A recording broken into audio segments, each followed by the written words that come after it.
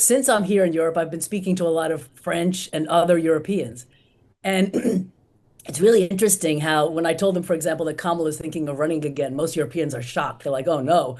Um, but what was so embarrassing about AOC and Gretchen Whitmer, and I'm a Democrat and I'm losing faith, is AOC commenting, criticizing Rubio. And when she spoke, she obviously had zero idea about the geopolitics. She didn't even know where Taiwan is.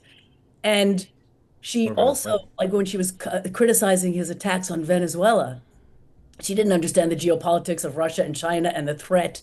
And it's just, they go up and criticize Trump and Rubio every day, and don't even have an understanding of what they're talking about. And it's so confusing it's just divisive and unproductive. And I guess this is more to Melissa. I'm more like in the Rahm Emanuel lane. That's where I fit.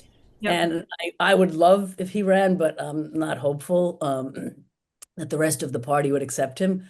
But I just think what AOC did here, I liked her. I like her spunk, but I'm losing hope in the party because there's no people ask me here, what do the Democrats stand for? Who's the leader of the Democrats? Like, I know a lot and I can't tell you. So Melissa, anyway, No, look, thank you, Colleen.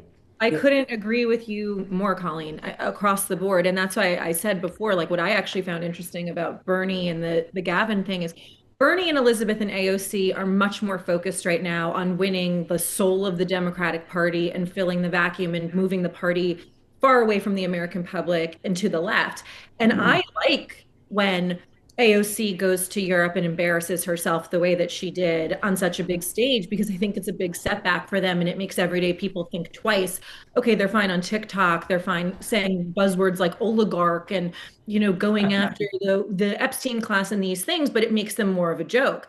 And not to digress, and I could do a whole segment on this separately another day, but watching Mamdani sort of fail so epically so quickly in New York City is another thing. It's like these people are fine in sound bites, but when they're actually forced to govern or dig deep, they can't do it.